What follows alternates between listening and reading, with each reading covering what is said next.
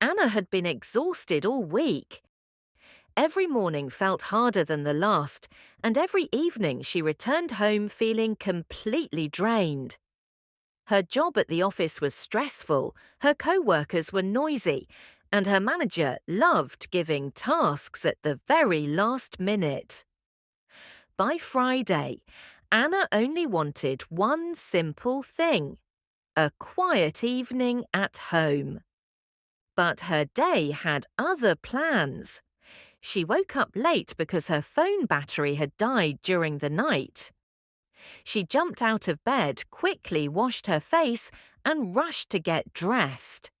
There was no time for breakfast. When she reached the bus stop, the bus was already leaving. She tried to run after it, but it was hopeless. When she finally arrived at work, everything seemed to go wrong. The printer jammed, her computer froze twice, and during a meeting she accidentally spilled coffee on her white shirt. Everyone stared, and Anna wished she could disappear. By the time she reached her apartment building that evening, the only thing she wanted was to get inside, take a hot shower, and relax. But as she searched her bag for her keys, her heart started beating faster. They weren't there. "Where are they?" she whispered, pulling everything out of her bag. Her hands moved faster and faster: wallet, lip balm, notebook, a few crumpled receipts, headphones. No keys. Anna sat down on the stairs, suddenly feeling cold. She tried to think clearly. When did I last use them? She asked herself. She had definitely locked the door in the morning, and after that. She remembered Sunny Cafe, the place where she bought coffee before work. She had been in a hurry and put everything on the counter while searching for her phone. Maybe I left the keys there. It was her only hope. She got up and started walking back, even though she felt tired enough to collapse. As she walked through the evening streets, the sky slowly darkened. Warm lights appeared in windows, and the city seemed to calm down. Anna pulled her jacket tighter. Her legs felt heavy, and her thoughts were messy and stressed. Finally, she reached the cafe. When she opened the door, she heard the soft bell and smelled fresh pastries and coffee. The warm, cozy light inside immediately made her feel a little calmer. Behind the counter stood Tom, the barista who always smiled at her and remembered her regular order. He looked up and greeted her. "Hey, Anna, back again?" he asked with a friendly smile. "You look tired. Everything okay?" She sighed. "Not really. I think I lost my keys. Did anyone bring them here? They're silver with a blue keychain." Tom's eyes widened. "Wait here." He quickly went to the back room. Anna stood there nervously, hoping for a miracle. After a few moments, Tom came back with something shiny in his hand. "These?" he asked. Anna gasped. "Yes! Oh my God, yes, you found them!" Relief washed over her like warm water. She almost laughed from pure happiness. Tom smiled. "Someone found them on the table after you left. I kept them in case you returned." "You saved my whole evening," Anna said with gratitude. "Well, in that case," Tom said, rubbing the back of his neck shyly, "would you like a free cappuccino? You know, to celebrate finding your keys."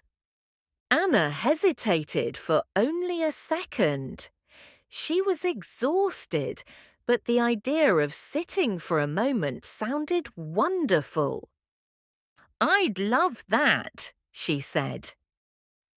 She sat near the window, and soon Tom brought her a cappuccino with a small heart drawn in the foam. He asked if he could sit with her during his break, and Anna agreed. They talked about little things, work, hobbies, funny stories from the cafe. Anna found herself smiling more than she had all day.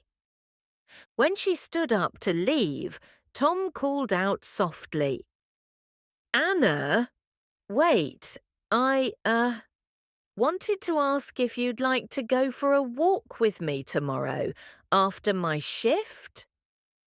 Anna blinked. She hadn't expected that.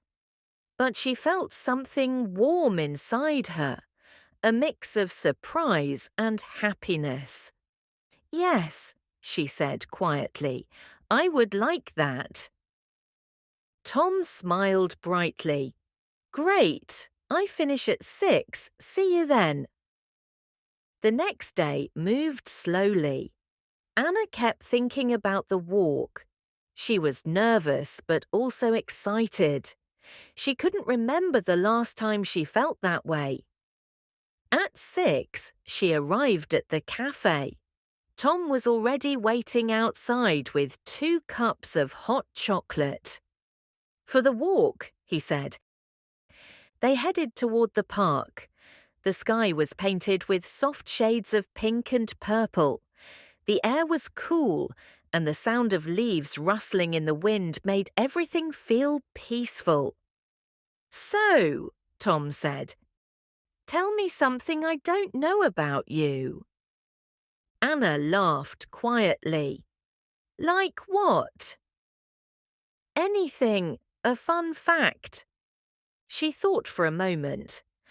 "I always wanted to learn the piano, but I never tried. I always thought I wouldn't be good at it." Tom smiled. "You don't know until you try. Everyone starts somewhere." They walked a little farther. "And you?" Anna asked.